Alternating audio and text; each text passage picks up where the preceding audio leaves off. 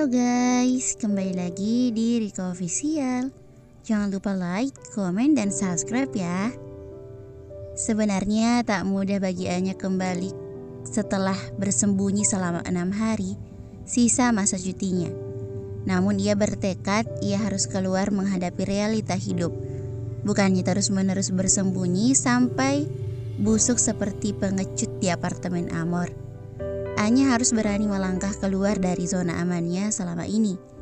Lagi pula Anya butuh pekerjaannya. Saldo tabungannya telah menyusut banyak karena ia berbelanja beberapa setelan baju kerja baru dan sepatu. Mengingat dalam waktu dekat ia tidak mungkin mengambil barang-barangnya yang telah berpindah ke kediaman Pasha, termasuk mobil kesayangannya yang juga telah ia titipkan di sana sebelum pulang ke Aceh untuk menikah. Andai sebelumnya ia tahu akan bernasib malang seperti ini, Anya tidak akan begitu gegabah memindahkan seluruh harta bendanya ke rumah lelaki jahanam itu. Anya menghela nafas panjang sebelum keluar dari taksi online yang membawanya berangkat ke kantor, mempersiapkan diri dari kemungkinan-kemungkinan baru yang akan ia temukan di masa sana, di depan sana. Termasuk kemungkinan Pasha yang akan tiba-tiba muncul di kantornya. Tidak lupa menutup sebagian wajahnya dengan masker. Anya melangkah cepat masuk ke dalam kantornya. Bahkan ia nyaris akan bertemu dengan seorang pria berjas rapi yang Anya kenal sebagai salah satu anak buah Anya. Pria itu sudah pasti sedang menunggu kedatangannya di lobi. Bisa saja ada kemungkinan besar Pasha pun ada di dekat sana. Meski diserang rasa cemas, pria itu akan menghampirinya. Anya berusaha menguatkan dirinya sambil berkali-kali berdoa. Saking cemasnya, ia sampai membaca banyak macam doa. Dari doa pengusir setan, doa dijauhkan dari kesulitan, hingga doa mau makan. Dan doanya terkabul dengan cepat. Omar lewat.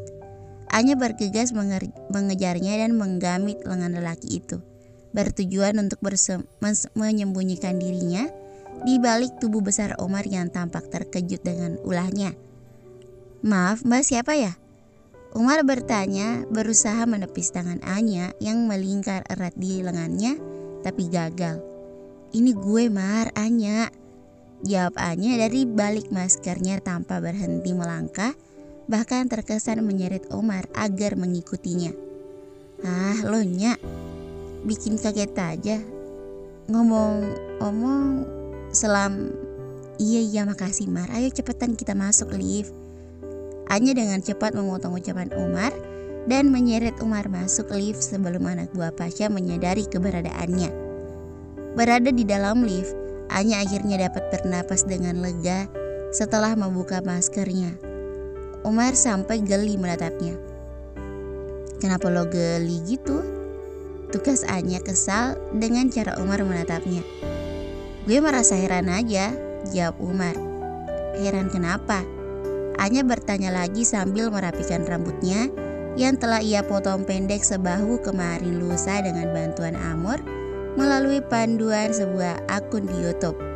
Anya memang perlu mengubah penampilannya, bagian dari ritual untuk membuang kemalangannya. Meski tidak sepenuhnya berhasil, ia tetap saja merasa malang, sedih, dan frustasi. "Lo kayak orang ketakutan tadi di lobi," tukasnya. Anya tersenyum mendengar tuduhan Omar yang memang benar adanya. "Tahu aja lo, Mar," Anya menimpali. "Gue was-was tadi sebelum ketemu lo di lobi." "Lo kenapa malah was-was?" Kening Omar berkerut mendengar jawaban Anya yang menurutnya aneh. "Gue merasa lagi dikuntit aja sama seseorang," Anya menambahkan. "Dikuntit siapa?" "Kayaknya sih salah satu penggemar gue, Mar." Anya berusaha meyakinkan Umar yang tetap saja memasang wajah yang tidak percaya. Duda ganteng yang pernah akan Anya ajak ke Aceh itu memang lelaki yang tidak mudah diyakinkan begitu saja. "Penggemar gue yang gak terima gue nikah, Umar." Anya tersenyum lebar sambil terus berbohong. Ting, pintu lift terbuka. "Lo tahu sendiri dong, udah jadi rahasia umum gue punya banyak penggemar. ujar Anya sambil mengedipkan sebelah matanya sebelum keluar dari lift, meninggalkan Umar yang masih melanjutkan sisa satu lantai lagi. Kak Anya, Arini menjerit kegirangan begitu melihat Anya mulai muncul di ruangan. Bahkan Arini langsung bergegas menghampiri dan langsung memeluk dengan kuat hingga Anya merasa sesak. Selamat ya kak, ucap Arini masih memeluk. Makasih dek. Arini hanya tersenyum kecut menjawabnya. Sarapan apa lo dek? Kenceng banget meluknya, sarapan beton. Kayaknya bisa aja deh. Aku malah belum sarapan kak, ujar Arini sambil menggandeng Anya menuju kubikel. Ngomong-ngomong, kayaknya ubah gaya rambut jadi kelihatan tambah muda deh, ujar Arini sambil menyentuh rambut bob sebahu Anya. Masa?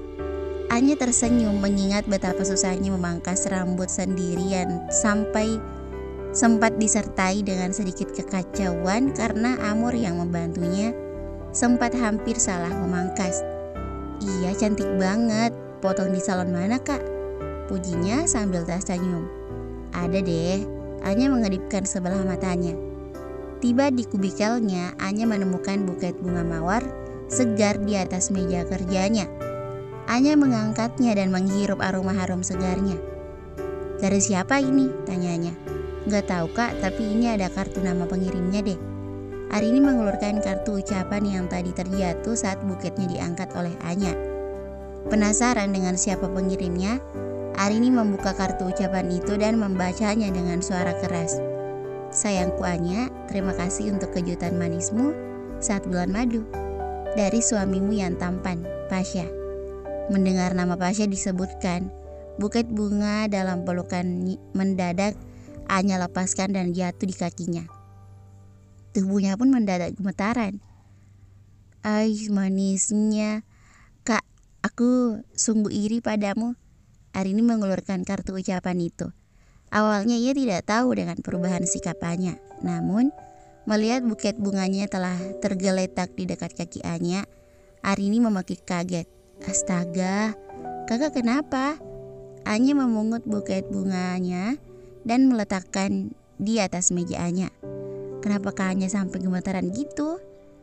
Arini segera menarik kursi untuk Anya duduk. Anya menggeleng sambil menjawab, gak apa-apa dek, sepertinya karena lelah.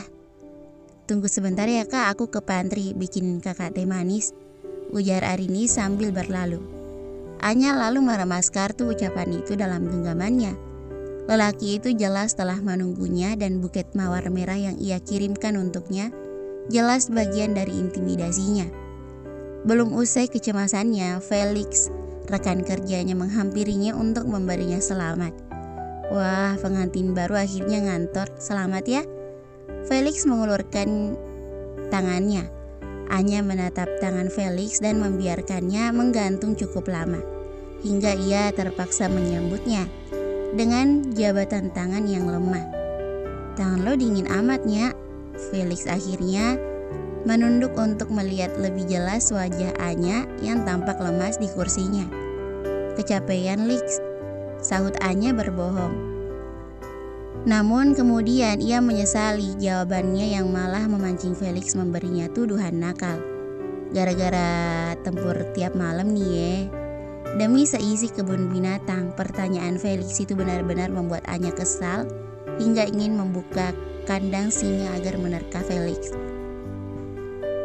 Nyatanya, Anya hanya bisa menutupi wajah kesalnya dengan sebelah tangannya yang bersandar di atas meja yang malah dikira oleh Felix. Anya sedang merasa malu karena godaannya.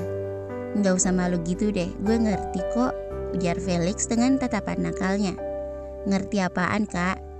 Arini yang baru datang dengan segelas teh manis hangat menyambar omongan Felix.